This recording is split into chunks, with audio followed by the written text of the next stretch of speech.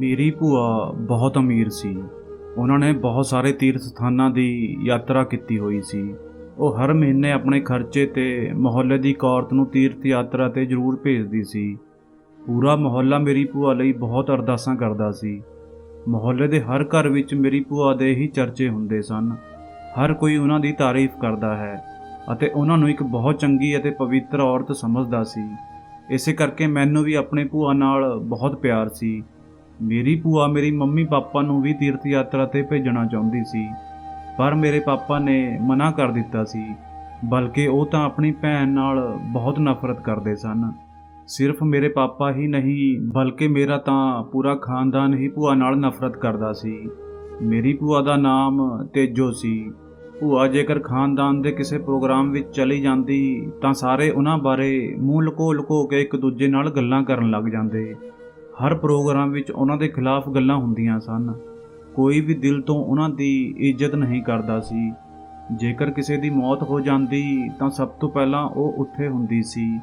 ਇਸ ਲਈ ਮੈਨੂੰ ਮੇਰੀ ਭੂਆ ਬਹੁਤ ਚੰਗੀ ਲੱਗਦੀ ਸੀ। ਉਹ ਮੈਨੂੰ ਹਮੇਸ਼ਾ ਚੰਗੀਆਂ ਗੱਲਾਂ ਸੁਣਾਇਆ ਕਰਦੀ ਸੀ। ਉਹਨਾਂ ਦੀ ਇੱਕ ਬੇਟੀ ਵੀ ਸੀ ਜੋ ਬਹੁਤ ਹੀ ਸੋਹਣੀ ਸੀ। ਉਸ ਨਾਲ ਮੇਰੀ ਚੰਗੀ ਦੋਸਤੀ ਸੀ। ਇਸ ਲਈ ਮੈਨੂੰ ਤਾਂ ਉਹਨਾਂ ਦਾ ਘਰ ਬਹੁਤ ਚੰਗਾ ਲੱਗਦਾ ਸੀ। ਜਦੋਂ ਮੈਂ ਗ੍ਰੈਜੂਏਸ਼ਨ ਵਿੱਚੋਂ ਟੌਪ ਕੀਤਾ ਤਾਂ ਮੇਰੀ ਮੰਮੀ ਪੂਰੇ ਖਾਨਦਾਨ ਵਿੱਚ ਵੰਡਣ ਲਈ ਮਿਠਾਈ ਦੇ ਡੱਬੇ ਤਿਆਰ ਕਰ ਰਹੀ ਸੀ ਅਤੇ ਮੇਰੇ ਪਾਪਾ ਉਹਨਾਂ ਉੱਪਰ ਨਾਮ ਲਿਖ ਰਹੇ ਸਨ, ਪਰ ਉਹ ਮੇਰੀ ਭੂਆ ਦਾ ਨਾਮ ਲਿਖਣਾ ਹੀ ਭੁੱਲ ਗਏ ਸਨ। ਮੈਂ ਕਿਹਾ ਕਿ ਤੁਸੀਂ ਭੂਆ ਦੇ ਘਰ ਮਿਠਾਈ ਨਹੀਂ ਭੇਜੋਗੇ, ਉਹ ਵੀ ਤਾਂ ਉਸ ਮੁਹੱਲੇ ਵਿੱਚ ਹੀ ਰਹਿੰਦੀ ਹੈ, ਉਹਨਾਂ ਦੇ ਘਰ ਵੀ ਤਾਂ ਸਾਨੂੰ ਮਿਠਾਈ ਲੈ ਕੇ ਜਾਣਾ ਚਾਹੀਦਾ ਹੈ। ਤਾਂ ਮੰਮੀ ਨੇ ਕਿਹਾ ਮੈਂ ਤਾਂ ਭੁੱਲ ਹੀ ਗਈ ਸੀ, ਚਲੋ ਲਿਖ ਦਿੰਦੀ ਹਾਂ। ਹੁਣ ਜਦੋਂ ਸਭ ਨੂੰ ਮਿਠਾਈ ਭੇਜ ਰਹੇ ਹਾਂ ਤਾਂ ਫਿਰ ਉਸ ਨੂੰ ਵੀ ਭੇਜ ਦਿੰਦੇ ਹਾਂ। ਮੇਰੀ ਮੰਮੀ ਦੇ ਸ਼ਬਦਾਂ ਵਿੱਚ ਬਹੁਤ ਬੇਰੁਖੀ ਸੀ ਅਤੇ ਪਾਪਾ ਵੀ ਕੁਝ ਖਾਸ ਖੁਸ਼ ਨਜ਼ਰ ਨਹੀਂ ਆ ਰਹੇ ਸਨ। ਮੈਨੂੰ ਸਮਝ ਨਹੀਂ ਆਉਂਦਾ ਸੀ ਕਿ ਇਹ ਉਹਨਾਂ ਨਾਲ ਇਸ ਤਰ੍ਹਾਂ ਵਰਤਾਓ ਕਿਉਂ ਕਰਦੇ ਹਨ। ਮੈਂ ਇੱਕ ਡੱਬਾ ਚੁੱਕਿਆ ਅਤੇ ਕਿਹਾ ਕਿ ਮੈਂ ਆਪ ਹੀ ਭੂਆ ਜੀ ਨੂੰ ਦੇ ਆਉਂਦੀ ਹਾਂ।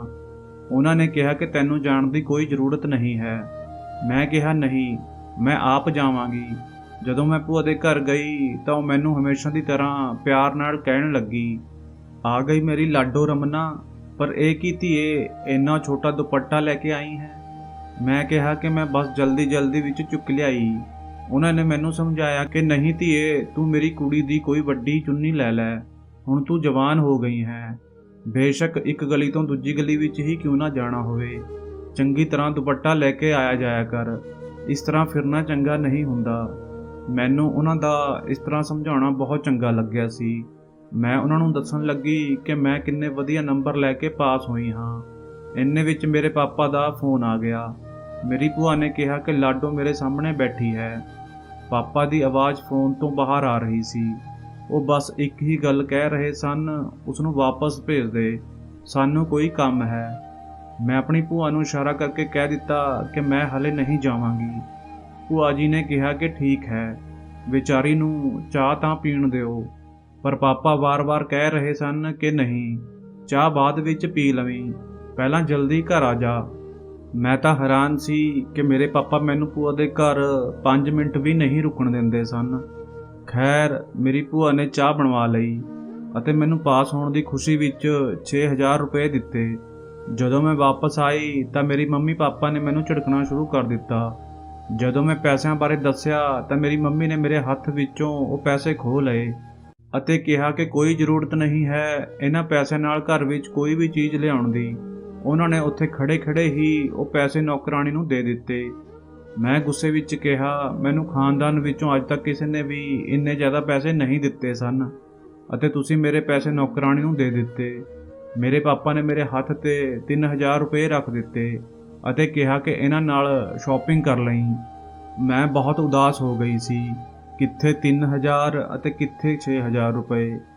ਮੈਂ ਸੋਚਿਆ ਕਿ ਮੈਨੂੰ ਆਪਣੇ ਘਰ ਦੱਸਣਾ ਹੀ ਨਹੀਂ ਚਾਹੀਦਾ ਸੀ, ਪਰ ਮੈਂ ਇਸ ਲਈ ਦੱਸਿਆ ਸੀ ਕਿ ਉਹਨਾਂ ਦੇ ਦਿਲ ਵਿੱਚ ਭੂਆ ਜੀ ਲਈ ਥੋੜੀ ਜਿਹੀ ਇੱਜ਼ਤ ਬਣ ਜਾਵੇਗੀ। ਪਰ ਅਜਿਹਾ ਨਹੀਂ ਹੋਇਆ। ਮੇਰੀ ਮੰਮੀ ਵੀ ਉੱਥੋਂ ਚਲੀ ਗਈ ਅਤੇ ਪਾਪਾ ਕੰਮ ਤੇ ਚਲੇ ਗਏ। ਫਿਰ ਮੈਂ ਆਪਣੀ ਮੰਮੀ ਨੂੰ ਪੁੱਛਿਆ ਕਿ ਕੀ ਗੱਲ ਹੈ, ਤੁਸੀਂ ਭੂਆ ਜੀ ਨਾਲ ਇਸ ਤਰ੍ਹਾਂ ਕਿਉਂ ਕਰਦੇ ਹੋ। ਮੇਰੀ ਮੰਮੀ ਕਹਿਣ ਲੱਗੀ ਕਿ ਤੂੰ ਆਪ ਨਹੀਂ ਸੋਚ ਸਕਦੀ ਕਿ ਉਹ ਇੰਨੇ ਸਾਰੇ ਪੈਸੇ ਕਿੱਥੋਂ ਲਿਆਉਂਦੀ ਹੈ। ਮੈਂ ਕਿਹਾ ਕਿ ਇਸ ਵਿੱਚ ਸੋਚਣ ਦੀ ਕੀ ਗੱਲ ਹੈ, ਉਹ ਸਰਕਾਰੀ ਸਕੂਲ ਵਿੱਚ ਟੀਚਰ ਸੀ। ਉਹਨਾਂ ਦੀ ਪੈਨਸ਼ਨ ਆਉਂਦੀ ਹੈ ਅਤੇ ਮਾਰਕੀਟ ਵਿੱਚ ਉਹਨਾਂ ਦੀਆਂ ਆਪਣੀਆਂ ਦੁਕਾਨਾਂ ਹਨ ਜਿਨ੍ਹਾਂ ਦਾ ਚੰਗਾ ਕਿਰਾਇਆ ਆਉਂਦਾ ਹੈ। ਜੇਕਰ ਉਹਨਾਂ ਨੇ ਮੈਨੂੰ 6000 ਰੁਪਏ ਦੇ ਦਿੱਤੇ ਤਾਂ ਤੁਸੀਂ ਉਸ ਦਾ ਕੀ ਮਤਲਬ ਕੱਢ ਰਹੇ ਹੋ? ਮੇਰੀ ਮੰਮੀ ਕਹਿਣ ਲੱਗੀ ਕਿ ਜ਼ਿਆਦਾ ਸਵਾਲ ਜਵਾਬ ਕਰਨ ਦੀ ਜ਼ਰੂਰਤ ਨਹੀਂ ਹੈ ਅਤੇ ਅੱਗੇ ਤੋਂ ਇਸ ਤਰ੍ਹਾਂ ਦੀ ਕੋਈ ਹਰਕਤ ਨਾ ਕਰੀ।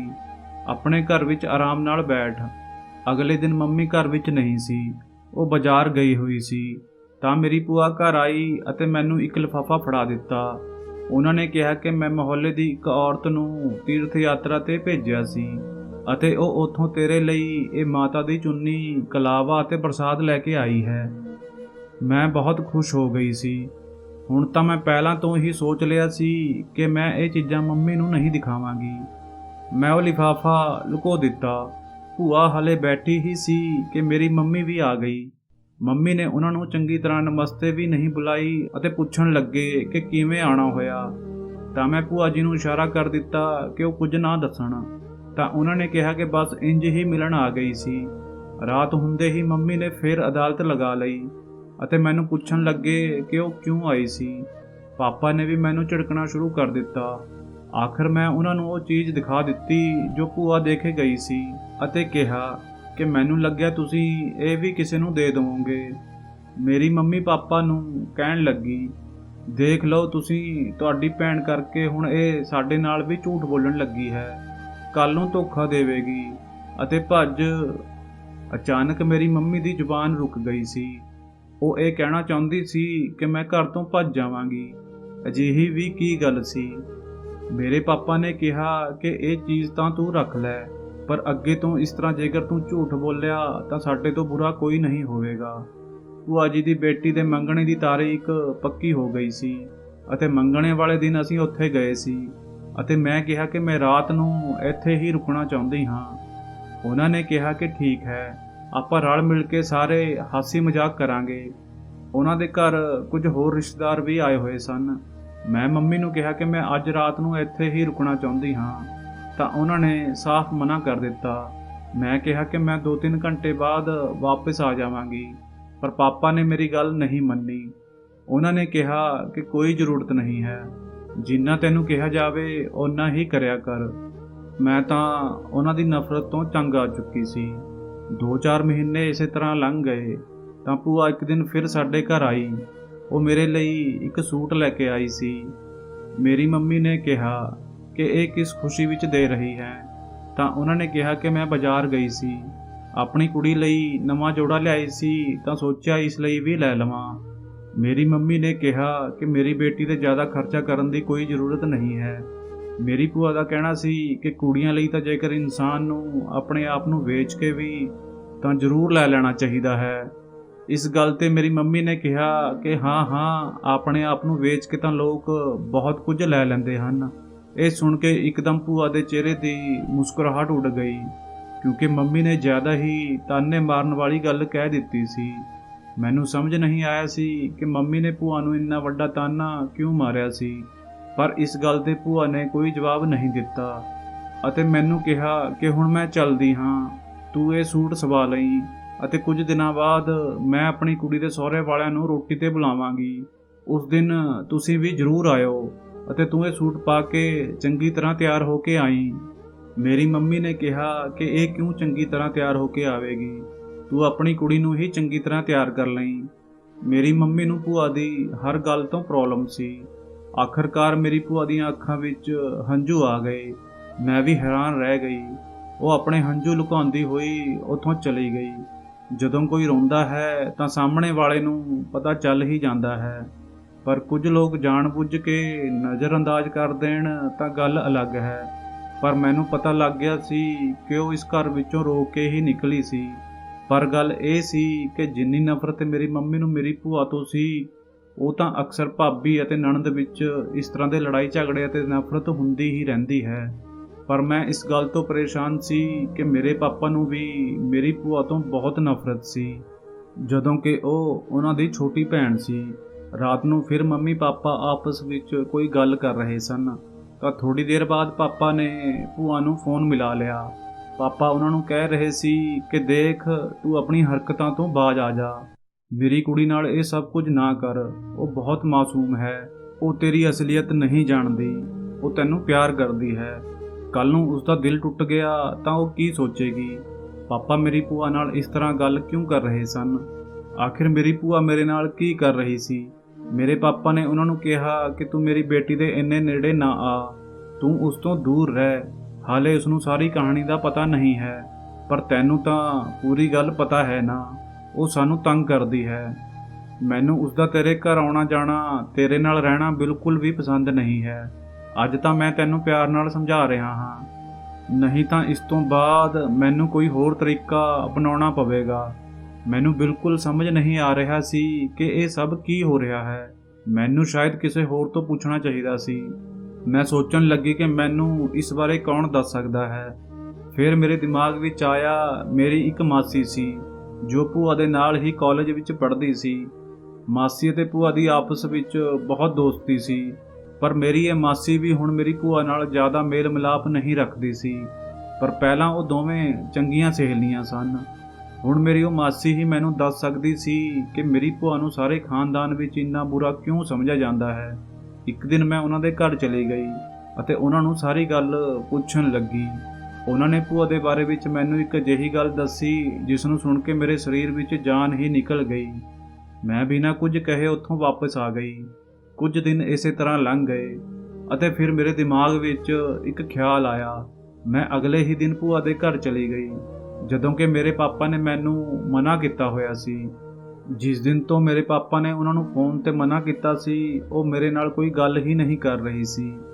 ਜਦੋਂ ਮੈਂ ਉਹਨਾਂ ਦੇ ਘਰ ਗਈ ਤਾਂ ਸ਼ਾਮ ਦਾ ਟਾਈਮ ਸੀ। ਮੇਰੇ ਪਾਪਾ ਮੈਨੂੰ ਸ਼ਾਮ ਨੂੰ ਜਾਣ ਤੋਂ ਮਨਾ ਕਰਦੇ ਸੀ, ਪਰ ਮੈਂ ਜਿੱਦ ਕੀਤੀ ਸੀ। ਮੈਂ ਭੂਆ ਨੂੰ ਕਿਹਾ ਕਿ ਤੁਸੀਂ ਮੇਰੇ ਆਉਣ ਤੋਂ ਖੁਸ਼ ਨਹੀਂ ਹੋ, ਤਾਂ ਉਹਨਾਂ ਨੇ ਕਿਹਾ ਕਿ ਤੇਰੇ ਪਾਪਾ ਨੇ ਮਨਾ ਕੀਤਾ ਹੈ। ਮੈਂ ਕਿਹਾ ਮੈਨੂੰ ਪਤਾ ਹੈ, ਇਸ ਲਈ ਤਾਂ ਮੈਂ ਤੁਹਾਨੂੰ ਮਿਲਣ ਆਈ ਹਾਂ। ਉਹਨਾਂ ਨੇ ਕਿਹਾ ਕਿ ਧੀਏ, ਮਾਂ-ਬਾਪ ਨਾਲ ਜਿੱਦ ਨਹੀਂ ਕਰਦੇ। ਮੈਂ ਕਿਹਾ ਕਿ ਨਹੀਂ, ਮੈਂ ਇਸ ਗੱਲ ਤੇ ਜ਼ਰੂਰ ਜਿੱਦ ਕਰਾਂਗੀ ਅਤੇ ਇੱਥੋਂ ਨਹੀਂ ਜਾਵਾਂਗੀ। ਮੈਂ ਉਹਨਾਂ ਦੇ ਘਰ ਵਿੱਚ ਆਰਾਮ ਨਾਲ ਬੈਠ ਗਈ। ਮੇਰੀ ਕਜ਼ਨ ਵੀ ਹੈਰਾਨ ਹੋ ਰਹੀ ਸੀ। ਐਤਵਾਰ ਦਾ ਦਿਨ ਸੀ। ਮੇਰੀ ਭੂਆ ਨੇ ਬਹੁਤ ਵਧੀਆ ਖੀਰ ਬਣਾਈ ਸੀ। ਉਹਨਾਂ ਨੇ ਕਿਹਾ ਕਿ ਲੈ ਫਿਰ ਖੀਰ ਖਾ ਲੈ, ਬਾਅਦ ਵਿੱਚ ਚਲੀ ਜਾਈਂ। ਮੈਂ ਕਿਹਾ ਕਿ ਖੀਰ ਖਾ ਲਵਾਂਗੀ, ਪਰ ਜਾਵਾਂਗੀ ਨਹੀਂ। ਉਹਨਾਂ ਨੇ ਕਿਹਾ ਕਿ ਚੰਗਾ ਬਾਬਾ, ਤੇਰੇ ਨਾਲ ਕੌਣ ਜਿੱਦ ਕਰੇਗਾ, ਮੈਂ ਤੇਰੇ ਲਈ ਖੀਰ ਲੈ ਕੇ ਆਉਂਦੀ ਹਾਂ। ਜਦੋਂ ਮੈਂ ਖੀਰ ਖਾਧੀ ਤਾਂ ਪਤਾ ਨਹੀਂ ਕਿਉਂ ਮੈਨੂੰ ਅਜੀਬ ਜਿਹੀ ਨੀਂਦ ਆਉਣ ਲੱਗੀ ਸੀ। ਮੈਨੂੰ ਅਜਿਹਾ ਲੱਗ ਰਿਹਾ ਸੀ ਜਿਵੇਂ ਮੈਨੂੰ ਚੱਕਰ ਆ ਰਹੇ ਸਨ ਅਤੇ ਮੈਂ ਬੇਹੋਸ਼ ਹੋ ਜਾਵਾਂਗੀ। ਅਗਲੇ ਹੀ ਪਲ ਉੱਥੇ ਕੁਝ ਅਜਿਹਾ ਹੋਇਆ ਕਿ ਮੇਰੇ ਹੋਸ਼ ਉੱਡ ਗਏ। ਉਸ ਤੋਂ ਬਾਅਦ ਉੱਥੇ ਕੀ ਹੋਇਆ ਮੈਨੂੰ ਚੰਗੀ ਤਰ੍ਹਾਂ ਯਾਦ ਨਹੀਂ, ਪਰ ਰਾਤ ਹੋਈ ਤਾਂ ਘਰ ਵਿੱਚ ਰੌਲਾ ਪੈ ਰਿਹਾ ਸੀ। ਮੇਰੇ ਪਾਪਾ, ਚਾਚਾ, ਮੇਰੇ ਅੰਕਲ ਅਤੇ ਖਾਨਦਾਨ ਦੇ ਕੁਝ ਵੱਡੇ ਉੱਥੇ ਸਨ। ਉਹਨਾਂ ਨੇ ਬਹੁਤ ਰੌਲਾ ਪਾਇਆ ਹੋਇਆ ਸੀ। ਕੋਈ ਵੀ ਮੇਰੀ ਭੂਆ ਦੀ ਗੱਲ ਤੇ ਯਕੀਨ ਨਹੀਂ ਕਰ ਰਿਹਾ ਸੀ। ਫਿਲਹਾਲ ਪੁਲਿਸ ਆ ਗਈ, ਜਿਸ ਨੂੰ ਮੇਰੇ ਪਾਪਾ ਬਿਆਨ ਦੇ ਰਹੇ ਸਨ। ਮੈਨੂੰ ਸਮਝ ਨਹੀਂ ਆ ਰਿਹਾ ਸੀ ਕਿ ਕੀ ਹੋਇਆ ਹੈ। ਮੈਂ ਬਹੁਤ ਪਰੇਸ਼ਾਨ ਸੀ। ਮੈਂ ਤਾਂ ਖੀਰ ਖਾ ਕੇ ਬਹੁਤ ਆਰਾਮ ਨਾਲ ਸੌਂ ਗਈ ਸੀ। ਸਭ ਮੇਰੀ ਭੂਆ ਤੇ ਇਲਜ਼ਾਮ ਲਗਾ ਰਹੇ ਸਨ। ਜਦੋਂ ਪਾਪਾ ਨੇ ਮੇਰੀ ਭੂਆ ਨੂੰ ਕਿਹਾ ਕਿ ਤੂੰ ਜਾਣ-ਬੁੱਝ ਕੇ ਮੇਰੀ ਬੇਟੀ ਨੂੰ ਬੇਹੋਸ਼ ਕੀਤਾ ਹੈ, ਕਿਉਂਕਿ ਤੂੰ ਮੇਰੀ ਬੇਟੀ ਨੂੰ ਕਿਸੇ ਦੇ ਹੱਥਾਂ ਵਿੱਚ ਵੇਚਣਾ ਚਾਹੁੰਦੀ ਸੀ। ਇਹ ਗੱਲ ਸੁਣ ਕੇ ਮੈਂ ਹੈਰਾਨ ਰਹਿ ਗਈ। ਮੈਂ ਪਾਪਾ ਨੂੰ ਕਿਹਾ ਕਿ ਅਜਿਹੀ ਕੋਈ ਗੱਲ ਨਹੀਂ ਹੈ, ਮੈਂ ਤਾਂ ਆਰਾਮ ਨਾਲ ਸੌਂ ਰਹੀ ਸੀ, ਕੁਝ ਵੀ ਨਹੀਂ ਹੋਇਆ। ਅਸਲ ਵਿੱਚ ਜਦੋਂ ਅਸੀਂ ਉੱਥੇ ਬੈਠੇ ਸੀ ਤਾਂ ਅਚਾਨਕ ਘਰ ਵਿੱਚ ਚੋਰ ਡਾਕੂ ਆ ਗਏ ਸਨ। ਉਹ ਘਰ ਵਿੱਚੋਂ ਸੋਨਾ, ਚਾਂਦੀ ਅਤੇ ਹੋਰ ਕੀਮਤੀ ਚੀਜ਼ਾਂ ਚੋਰੀ ਕਰਨਾ ਚਾਹੁੰਦੇ ਸਨ। ਭੂਆ ਨੇ ਮੈਨੂੰ ਅਤੇ ਆਪਣੀ ਬੇਟੀ ਨੂੰ ਬਚਾਉਣ ਲਈ ਕਮਰੇ ਵਿੱਚ ਬੰਦ ਕਰ ਦਿੱਤਾ ਅਤੇ ਉਹਨਾਂ ਨੂੰ ਆਪਣਾ ਸਾਰਾ ਸੋਨਾ ਅਤੇ ਕੀਮਤੀ ਚੀਜ਼ਾਂ ਦੇ ਦਿੱਤੀਆਂ ਅਤੇ ਉਹਨਾਂ ਨੂੰ ਘਰ ਵਿੱਚੋਂ ਭਜਾ ਦਿੱਤਾ। ਇਸ ਲਈ ਪੁਲਿਸ ਆਈ ਸੀ ਅਤੇ ਉਹ ਲੋਕ ਵੀ ਫੜੇ ਜਾ ਚੁੱਕੇ ਸਨ ਅਤੇ ਉਹ ਵੀ ਇਹੀ ਕਹਾਣੀ ਸੁਣਾ ਰਹੇ ਸਨ ਅਤੇ ਭੂਆ ਵੀ ਇਹ ਸਭ ਕੁਝ ਕਹਿ ਰਹੀ ਸੀ, ਪਰ ਫਿਰ ਵੀ ਉਹਨਾਂ ਦੀਆਂ ਗੱਲਾਂ ਤੇ ਕੋਈ ਯਕੀਨ ਨਹੀਂ ਕਰ ਰਿਹਾ ਸੀ, ਕਿਉਂਕਿ ਮੇਰੀ ਭੂਆ ਦੀ ਕਹਾਣੀ ਹੀ ਕੁਝ ਹੋਰ ਸੀ। ਜਦੋਂ ਉਹ ਬਹੁਤ ਹੀ ਘੱਟ ਉਮਰ ਦੀ ਸੀ ਤਾਂ ਮੇਰੇ ਦਾਦਾ ਜੀ ਨੇ ਉਹਨਾਂ ਦਾ ਵਿਆਹ ਕਰਵਾ ਦਿੱਤਾ ਸੀ, ਪਰ ਜਿਸ ਆਦਮੀ ਨਾਲ ਉਹਨਾਂ ਦਾ ਵਿਆਹ ਹੋਇਆ ਸੀ ਉਹ ਬਿਲਕੁਲ ਵੀ ਚੰਗਾ ਆਦਮੀ ਨਹੀਂ ਸੀ। ਉਸ ਦਾ ਉੱਠਣਾ ਬੈਠਣਾ ਅਜਿਹੇ ਲੋਕਾਂ ਨਾਲ ਸੀ ਜੋ ਬੁਰੇ ਕੰਮ ਕਰਦੇ ਸਨ। ਮੇਰੀ ਭੂਆ ਵਿਆਹ ਤੋਂ ਬਾਅਦ ਚੁੱਪਚਾਪ ਹੀ ਰਹਿੰਦੀ ਸੀ, ਕਿਸੇ ਨਾਲ ਕੋਈ ਗੱਲ ਨਹੀਂ ਕਰਦੀ ਸੀ। ਅਜਿਹਾ ਲੱਗਦਾ ਸੀ ਕਿ ਕੋਈ ਗੱਲ ਹੈ, ਜੋ ਉਹ ਕਿਸੇ ਨੂੰ ਦੱਸਣਾ ਨਹੀਂ ਚਾਹੁੰਦੀ। ਉਹ ਬਹੁਤ ਜ਼ਿਆਦਾ ਬਿਮਾਰ ਰਹਿੰਦੀ ਸੀ ਅਤੇ 2 ਵਾਰ ਉਹਨਾਂ ਨੇ ਆਪਣੀ ਪ੍ਰੈਗਨੈਂਸੀ ਵੀ ਖਰਾਬ ਕਰਵਾਈ ਸੀ। ਲੋਕਾਂ ਦਾ ਕਹਿਣਾ ਸੀ ਕਿ ਉਹ ਮਾਂ ਨਹੀਂ ਬਣਨਾ ਚਾਹੁੰਦੀ ਸੀ, ਇਸ ਲਈ ਉਸਨੇ ਇਹ ਸਭ ਕੁਝ ਕੀਤਾ ਹੈ। ਪਰ ਭੂਆ ਵਾਰ-ਵਾਰ ਸਭ ਨੂੰ ਇਹ ਕਹਿੰਦੀ ਸੀ ਕਿ ਮੈਂ ਆਪਣੀ ਔਲਾਦ ਨੂੰ ਆਪਣੀ ਖੁਸ਼ੀ ਨਾਲ ਖਰਾਬ ਨਹੀਂ ਕਰਵਾਉਂਦੀ, ਬਲਕਿ ਮੇਰੇ ਨਾਲ ਕੋਈ ਹੋਰ ਸਮੱਸਿਆ ਹੈ। ਉਹ ਕਿਸੇ ਨੂੰ ਦੱਸ ਵੀ ਨਹੀਂ ਸਕਦੀ ਸੀ। ਜਦੋਂ ਭੂਆ ਦਾ ਪਤੀ ਇੱਕ ਐਕਸੀਡੈਂਟ ਵਿੱਚ ਇਸ ਦੁਨੀਆ ਤੋਂ ਚਲਾ ਗਿਆ ਤਾਂ ਭੂਆ ਨੇ ਸਭ ਨੂੰ ਹਕੀਕਤ ਦੱਸੀ ਕਿ ਉਹਨਾਂ ਦਾ ਪਤੀ ਉਹਨਾਂ ਤੋਂ ਗਲਤ ਕੰਮ ਕਰਵਾਉਂਦਾ ਸੀ। ਉਹਨਾਂ ਦੇ ਘਰ ਵਿੱਚ ਅਲੱਗ-ਅਲੱਗ ਤਰ੍ਹਾਂ ਦੇ ਲੋਕ ਆਉਂਦੇ ਸਨ, ਪਰ ਗੱਲ ਇਹ ਸੀ ਕਿ ਉਹਨਾਂ ਤੋਂ ਇਹ ਕੰਮ ਉਹਨਾਂ ਦਾ ਆਪਣਾ ਪਤੀ ਹੀ ਕਰਵਾਉਂਦਾ ਸੀ। ਉਸ ਦਾ ਇੱਕ ਬਹੁਤ ਵੱਡਾ ਬਿਜ਼ਨਸ ਸੀ ਅਤੇ ਉਹ ਆਪਣੇ ਬਿਜ਼ਨਸ ਪਾਰਟਨਰ ਨੂੰ ਖੁਸ਼ ਕਰਨ ਲਈ ਇਸ ਤਰ੍ਹਾਂ ਦੇ ਕੰਮ ਕਰਵਾਉਂਦਾ ਸੀ ਅਤੇ ਭੂਆ ਦਾ ਇਸਤੇਮਾਲ ਕਰਦਾ ਸੀ, ਕਿਉਂਕਿ ਉਹ ਬਹੁਤ ਹੀ ਘੱਟ ਉਮਰ ਦੀ ਸੀ। ਉਹਨਾਂ ਨੂੰ ਕਿਸੇ ਗੱਲ ਦਾ ਪਤਾ ਨਹੀਂ ਸੀ। ਪਰ ਖਾਨਦਾਨ ਵਿੱਚੋਂ ਜਦੋਂ ਇੱਕ ਵਾਰ ਗੱਲ ਨਿਕਲ ਜਾਂਦੀ ਹੈ ਤਾਂ ਫਿਰ ਉਹ ਅੱਗ ਦੀ ਤਰ੍ਹਾਂ ਫੈਲ ਜਾਂਦੀ ਹੈ। ਸਭ ਦਾ ਇਹ ਕਹਿਣਾ ਸੀ ਕਿ ਭੂਆ ਦਾ ਪਤੀ ਮਰ ਗਿਆ ਹੈ ਅਤੇ ਭੂਆ ਆਪਣੇ ਕੰਮਾਂ ਤੇ ਪਰਦਾ ਪਾਉਣ ਲਈ ਆਪਣੇ ਮਰੇ ਹੋਏ ਪਤੀ ਤੇ ਇਲਜ਼ਾਮ ਲਗਾ ਰਹੀ ਹੈ, ਜਦੋਂ ਕਿ ਇਹ ਸਭ ਕੁਝ ਉਹ ਆਪਣੀ ਮਰਜ਼ੀ ਨਾਲ ਕਰਦੀ ਹੈ। ਪਰ ਮੇਰੀ ਮਾਸੀ ਨੇ ਵੀ ਮੈਨੂੰ ਦੱਸਿਆ ਸੀ ਕਿ ਉਹ ਬੇਕਸੂਰ ਹੈ, ਪਰ ਮੇਰੇ ਪਾਪਾ ਦੇ ਨਾਲ ਸਾਰੇ ਖਾਨਦਾਨ ਵਾਲੇ ਭੂਆ ਨੂੰ ਚੰਗਾ ਨਹੀਂ ਸਮਝਦੇ ਸਨ। ਸਭ ਉਹਨਾਂ ਨੂੰ ਇੱਕ ਬੁਰੀ ਔਰਤ ਕਹਿੰਦੇ ਸਨ ਅਤੇ ਜੋ ਪ੍ਰੈਗਨੈਂਸੀ ਮੇਰੀ ਭੂਆ ਨੇ ਖਰਾਬ ਕਰਵਾਈ ਸੀ ਉਹ ਉਹਨਾਂ ਦੇ ਪਤੀ ਦੀ ਔਲਾਦ ਨਹੀਂ ਸੀ। ਇਸ ਲਈ ਉਹਨਾਂ ਨੂੰ ਮਜਬੂਰੀ ਵਿੱਚ ਇਹ ਸਭ ਕੁਝ ਕਰਨਾ ਪੈ ਰਿਹਾ ਸੀ ਅਤੇ ਜੋ ਉਹਨਾਂ ਦੀ ਬੇਟੀ ਸੀ ਇਹੀ ਉਹਨਾਂ ਦੇ ਪਤੀ ਦੀ ਔਲਾਦ ਸੀ। ਮੇਰੀ ਭੂਆ ਨੇ ਤਾਂ ਇੰਨਾ ਵੱਡਾ ਜ਼ੁਲਮ ਬਰਦਾਸ਼ਤ ਕੀਤਾ ਸੀ। ਅਜਿਹੇ ਇਨਸਾਨ ਨਾਲ ਉਹਨਾਂ ਦਾ ਵਿਆਹ ਹੋ ਗਿਆ ਸੀ ਜਿਸ ਨੇ ਆਪ ਹੀ ਉਹਨਾਂ ਦੀ ਇੱਜ਼ਤ ਨੂੰ ਨਿਲਾਮ ਕਰਨਾ ਸ਼ੁਰੂ ਕਰ ਦਿੱਤਾ ਸੀ। ਤਾਂ ਅਜਿਹੀ ਹਾਲਤ ਵਿੱਚ ਉਹ ਕੀ ਕਰਦੀ? ਜਦੋਂ ਉਹਨਾਂ ਦਾ ਵਿਆਹ ਹੋਇਆ ਤਾਂ ਉਹ ਸਿਰਫ 16 ਸਾਲ ਦੀ ਸੀ। ਇੱਕ 16 ਸਾਲ ਦੀ ਕੁੜੀ ਦੇ ਦਿਮਾਗ ਵਿੱਚ ਕੋਈ ਅਜਿਹੀ ਵੱਡੀ ਗੱਲ ਆ ਨਹੀਂ ਸਕਦੀ। ਉਹ ਚੁੱਪਚਾਪ ਆਪਣੇ ਪਤੀ ਦੇ ਡਰਾਉਣ ਕਰਕੇ ਇਹ ਸਭ ਕੁਝ ਬਰਦਾਸ਼ਤ ਕਰਦੀ ਰਹਿੰਦੀ ਸੀ। ਇਸ ਤੋਂ ਬਾਅਦ ਜਦੋਂ ਉਹਨਾਂ ਦਾ ਪਤੀ ਇਸ ਦੁਨੀਆ ਵਿੱਚੋਂ ਚਲਾ ਗਿਆ ਤਾਂ ਉਹਨਾਂ ਨੇ ਆਪਣੀ ਪੜ੍ਹਾਈ ਪੂਰੀ ਕੀਤੀ ਅਤੇ ਟੀਚਰ ਬਣੇ। ਉਹਨਾਂ ਨੇ ਕਈ ਤੀਰਥਾਂ ਦੀ ਯਾਤਰਾ ਕੀਤੀ। ਉਹ ਰੱਬ ਤੋਂ ਆਪਣੇ ਪਾਪਾਂ ਦੀ ਮਾਫੀ ਮੰਗ ਚੁੱਕੀ ਸੀ। ਇਸ ਲਈ ਪੂਰਾ ਦਿਨ ਭੂਆ ਪਾਠ ਵਿੱਚ ਲੱਗੀ ਰਹਿੰਦੀ ਸੀ। ਉਹ ਬਹੁਤ ਸਾਰੇ ਗਰੀਬ ਲੋਕਾਂ ਨੂੰ ਵੀ ਤੀਰਥ ਯਾਤਰਾ 'ਤੇ ਭੇਜਦੀ ਰਹਿੰਦੀ ਸੀ। ਰੱਬ ਤਾਂ ਉਹਨਾਂ ਨੂੰ ਮਾਫ ਕਰ ਦਿੰਦਾ, ਪਰ ਇਨਸਾਨ ਨਹੀਂ ਮਾਫ ਕਰ ਸਕਦਾ ਹੈ। ਇਹੀ ਵਜ੍ਹਾ ਸੀ ਕਿ ਸਭ ਉਹਨਾਂ ਨੂੰ ਬੁਰਾ ਸਮਝਦੇ ਸੀ, ਗਲਤ ਸਮਝਦੇ ਸੀ ਅਤੇ ਕਹਿੰਦੇ ਸਨ ਕਿ ਹਲੇ ਵੀ ਇਸ ਤਰ੍ਹਾਂ ਦਾ ਕੰਮ ਉਹ ਕਰਦੀ ਰਹਿੰਦੀ ਹੈ ਅਤੇ ਉਸਦੇ ਘਰ ਵਿੱਚ ਇਸ ਤਰ੍ਹਾਂ ਦੇ ਲੋਕ ਆਉਂਦੇ ਰਹਿੰਦੇ ਹਨ। ਇਸ ਲਈ ਮੇਰੀ ਮੰਮੀ ਨੇ ਮੈਨੂੰ ਭੂਆ ਦੇ ਦਿੱਤੇ ਹੋਏ ਪੈਸੇ ਨਹੀਂ ਰੱਖਣ ਦਿੱਤੇ ਸਨ। ਮੈਨੂੰ ਉਹਨਾਂ ਦੇ ਘਰ ਵਿੱਚ ਜਾਣ ਤੋਂ ਮਨਾ ਕਰ ਦਿੱਤਾ ਸੀ। ਜੇਕਰ ਉਹ ਇੰਨੀ ਹੀ ਬੁਰੀ ਹੁੰਦੀ ਤਾਂ ਰੱਬ ਵੀ ਉਹਨਾਂ ਨੂੰ ਆਪਣੇ ਦਰਵਾਜ਼ੇ 'ਤੇ ਦਰਸ਼ਨ ਦੇਣ ਲਈ ਵਾਰ-ਵਾਰ ਨਹੀਂ ਬੁਲਾਉਂਦਾ। ਉਹਨਾਂ ਦੇ ਘਰ ਵਿੱਚ ਸਭ ਕੁਝ ਸੀ ਅਤੇ ਅੱਜ ਵੀ ਜਦੋਂ ਉਹ ਚੋਰ ਡਾਕੂ ਉਹਨਾਂ ਦਾ ਪੈਸਾ ਲੁੱਟ ਕੇ ਲੈ ਗਏ ਤਾਂ ਉਹ ਜਲਦੀ ਹੀ ਫੜੇ ਗਏ। ਉਹਨਾਂ ਦੀ ਸਾਰੀ ਮਿਹਨਤ ਦੀ ਕਮਾਈ ਵਾਪਸ ਆ ਗਈ, ਪਰ ਹਾਲੇ ਵੀ ਸਾਰਾ ਖਾਨਦਾਨ ਇਹ ਗੱਲ ਸਮਝਣ ਨੂੰ ਤਿਆਰ ਨਹੀਂ ਸੀ। ਉਹ ਇਹ ਸਮਝ ਰਹੇ ਸਨ ਕਿ ਮੇਰੀ ਭੂਆ ਨੇ ਜਾਣ-ਬੁੱਝ ਕੇ ਮੈਨੂੰ ਆਪਣੇ ਘਰ ਬੁਲਾਇਆ ਸੀ ਅਤੇ ਜੋ ਲੋਕ ਘਰ ਆਏ ਸਨ ਉਹ ਚੋਰ ਡਾਕੂ ਨਹੀਂ ਸਨ, ਬਲਕਿ ਖਰੀਦਦਾਰ ਸਨ। ਮੇਰੀ ਭੂਆ ਰੋ ਰਹੀ ਸੀ। ਉਹਨਾਂ ਨੇ ਤਾਂ ਮੇਰੀ ਅਤੇ ਆਪਣੀ ਬੇਟੀ ਦੀ ਇੱਜ਼ਤ ਬਚਾਉਣ ਲਈ ਆਪਣੀ ਜਮ੍ਹਾਂ ਪੂੰਜੀ ਵੀ ਕੱਢ ਕੇ ਦੇ ਦਿੱਤੀ ਸੀ ਅਤੇ ਜੋ ਖੀਰ ਖਾ ਕੇ ਮੈਂ ਬੇਹੋਸ਼ ਹੋ ਗਈ ਸੀ। ਬਾਅਦ ਵਿੱਚ ਡਾਕਟਰ ਨੇ ਦੱਸਿਆ ਕਿ ਮੇਰਾ ਬਲੱਡ ਪ੍ਰੈਸ਼ਰ ਅਚਾਨਕ ਲੋ ਹੋ ਗਿਆ ਸੀ, ਕਿਉਂਕਿ ਮੈਨੂੰ ਪਹਿਲਾਂ ਤੋਂ ਹੀ ਬਲੱਡ ਪ੍ਰੈਸ਼ਰ ਦੀ ਸਮੱਸਿਆ ਸੀ। ਮੇਰੇ ਸਾਰੇ ਖਾਨਦਾਨ ਨੂੰ ਇਸ ਬਾਰੇ ਪਤਾ ਸੀ, ਪਰ ਹਾਲੇ ਕੋਈ ਵੀ ਇਸ ਗੱਲ ਨੂੰ ਸਮਝਣ ਲਈ ਤਿਆਰ ਨਹੀਂ ਸੀ। ਪੁਲਿਸ ਨੇ ਵੀ ਸਾਰਾ ਕੁਝ ਸਾਫ਼ ਕਰ ਦਿੱਤਾ ਸੀ ਅਤੇ ਕਿਹਾ ਕਿ ਉਹ ਡਾਕੂ ਹੀ ਸਨ। ਮੇਰੇ ਮੰਮੀ ਪਾਪਾ ਵੀ ਮੈਨੂੰ ਲੈ ਕੇ ਆਪਣੇ ਘਰ ਆ ਗਏ ਸਨ ਅਤੇ ਮੈਨੂੰ ਕਿਹਾ ਕਿ ਤੂੰ ਦੁਬਾਰਾ ਉੱਥੇ ਕਦੇ ਨਹੀਂ ਜਾਵੇਂਗੀ। ਮੈਂ ਆਉਂਦੇ ਹੋਏ ਹੰਝੂ ਵਹਾ ਰਹੀ ਭੂਆ ਨੂੰ ਦੇਖਿਆ ਅਤੇ ਸੋਚਾਂ ਵਿੱਚ ਪੈ ਗਈ ਕਿ ਇੱਕ ਔਰਤ ਦਾ ਪਾਪ ਕਦੇ ਵੀ ਮਾਫ਼ ਨਹੀਂ ਕੀਤਾ ਜਾ ਸਕਦਾ। ਕੀ ਉਸ ਨੂੰ ਇੱਕ ਪਾਪ ਲਈ ਸਾਰੀ ਜ਼ਿੰਦਗੀ ਸਜ਼ਾ ਭੁਗਤਣੀ ਪੈਂਦੀ ਹੈ? ਅਤੇ ਇੱਥੇ ਤਾਂ ਭੂਆ ਨੇ ਪਾਪ ਨਹੀਂ ਕੀਤਾ ਸੀ, ਉਹਨਾਂ ਨੇ ਤਾਂ ਅਤਿਆਚਾਰ ਬਰਦਾਸ਼ਤ ਕੀਤਾ ਸੀ। ਇਸ ਪਾਪ ਦਾ ਭਾਗੀਦਾਰ ਤਾਂ ਉਹਨਾਂ ਦਾ ਪਤੀ ਸੀ, ਪਰ ਇਹ ਅਤਿਆਚਾਰ ਉਹਨਾਂ ਲਈ ਪਾਪ ਬਣ ਗਿਆ। ਜਦੋਂ ਭੂਆ ਦਾ ਪਤੀ ਇਸ ਦੁਨੀਆ ਵਿੱਚੋਂ ਚਲਾ ਗਿਆ ਤਾਂ ਉਹਨਾਂ ਨੇ ਉਸ ਦੀ ਜਾਇਦਾਦ ਵਿੱਚੋਂ ਇੱਕ ਪੈਸਾ ਵੀ ਨਹੀਂ ਲਿਆ। ਖਾਨਦਾਨ ਵਾਲੇ ਭਾਵੇਂ ਜੋ ਵੀ ਕਹਿਣ, ਪਰ ਮੈਨੂੰ ਯਕੀਨ ਹੈ ਕਿ ਮੇਰੀ ਭੂਆ ਇੱਕ ਚੰਗੀ ਇਨਸਾਨ ਹੈ। ਇਸ ਲਈ ਤਾਂ ਉਹਨਾਂ ਨਾਲ ਕਦੇ ਵੀ ਕੁਝ ਬੁਰਾ ਨਹੀਂ ਹੁੰਦਾ। ਉਹਨਾਂ ਦੀ ਬੇਟੀ ਦਾ ਵਿਆਹ ਬਹੁਤ ਵਧੀਆ ਪਰਿਵਾਰ ਵਿੱਚ ਹੋ ਗਿਆ ਹੈ। ਕਦੇ-ਕਦੇ ਇਨਸਾਨ ਇੰਨਾ ਬੁਰਾ ਨਹੀਂ ਹੁੰਦਾ, ਬਲਕਿ ਉਸਦੇ ਹਾਲਾਤ ਬੁਰੇ ਹੁੰਦੇ ਹਨ। ਕੁਝ ਦਿਨ ਇਸੇ ਤਰ੍ਹਾਂ ਲੰਘ ਗਏ। ਇੱਕ ਦਿਨ ਮੇਰੇ ਪਾਪਾ ਬਹੁਤ ਬਿਮਾਰ ਹੋ ਗਏ। ਉਹਨਾਂ ਦੀ ਸਾਰੀ ਜਮ੍ਹਾਂ ਪੂੰਜੀ ਉਹਨਾਂ ਦੀ ਬਿਮਾਰੀ ਉੱਪਰ ਲੱਗ ਗਈ, ਪਰ ਉਹਨਾਂ ਨੂੰ ਆਰਾਮ ਨਾ ਆਇਆ। ਬਾਕੀ ਰਿਸ਼ਤੇਦਾਰਾਂ ਨੇ ਵੀ ਸਾਨੂੰ ਇਕੱਲਾ ਛੱਡ ਦਿੱਤਾ। ਉਸ ਬੁਰੇ ਟਾਈਮ ਵਿੱਚ ਭੂਆ ਨੇ ਸਾਡਾ ਸਾਥ ਦਿੱਤਾ। ਭੂਆ ਨੇ ਪਾਪਾ ਨੂੰ ਇੱਕ ਵੱਡੇ ਹਸਪਤਾਲ ਵਿੱਚ ਇਲਾਜ ਲਈ ਦਾਖਲ ਕਰਵਾਇਆ। 1 ਮਹੀਨੇ ਦੇ ਇਲਾਜ ਤੋਂ ਬਾਅਦ ਉਹ ਬਿਲਕੁਲ ਠੀਕ ਹੋ ਗਏ ਸਨ।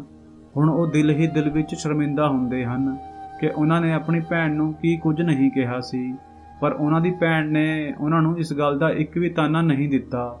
ਉਹ ਕਹਿੰਦੀ ਹੈ ਕਿ ਕੋਈ ਗੱਲ ਨਹੀਂ, ਕੋਈ ਕਿਸੇ ਦੇ ਬਾਰੇ ਵਿੱਚ ਕੀ ਸੋਚਦਾ ਹੈ, ਇਸ ਤੋਂ ਕੀ ਫਰਕ ਪੈਂਦਾ ਹੈ। ਹੁਣ ਸਾਡੇ ਘਰ ਵਿੱਚ ਭੂਆ ਦਾ ਆਉਣਾ ਜਾਣਾ ਹੁੰਦਾ ਰਹਿੰਦਾ ਹੈ ਅਤੇ ਭੂਆ ਨੂੰ ਹਰ ਤਿਉਹਾਰ 'ਤੇ ਵੀ ਬੁਲਾਇਆ ਜਾਂਦਾ ਹੈ ਅਤੇ ਮੈਂ ਵੀ ਆਪਣੀ ਭੂਆ ਦੇ ਘਰ ਆਉਂਦੀ ਜਾਂਦੀ ਰਹਿੰਦੀ ਹਾਂ ਅਤੇ ਮੰਮੀ ਪਾਪਾ ਵੀ ਉਹਨਾਂ ਦੇ ਘਰ ਜਾਂਦੇ ਹਨ, ਉਹਨਾਂ ਦਾ ਖਿਆਲ ਰੱਖਦੇ ਹਨ। ਮੈਂ ਰੱਬ ਨੂੰ ਅਰਦਾਸ ਕਰਦੀ ਹਾਂ ਕਿ ਉਹਨਾਂ ਦੀ ਜ਼ਿੰਦਗੀ ਹਮੇਸ਼ਾ ਵਧੀਆ ਰਹੇ, ਉਹ ਹਮੇਸ਼ਾ ਖੁਸ਼ ਰਹਿਣ। ਦੋਸਤੋ, ਤੁਹਾਨੂੰ ਇਹ ਸਾਡੀ ਕਹਾਣੀ ਕਿਵੇਂ ਲੱਗੀ ਕਮੈਂਟ ਕਰਕੇ ਜ਼ਰੂਰ ਦੱਸਿਓ। ਵੀਡੀਓ ਨੂੰ ਲਾਈਕ, ਸ਼ੇਅਰ ਅਤੇ ਚੈਨਲ ਨੂੰ ਸਬਸਕ੍ਰਾਈਬ ਕਰਨਾ ਨਾ ਭੁੱਲਿਓ। ਧੰਨਵਾਦ।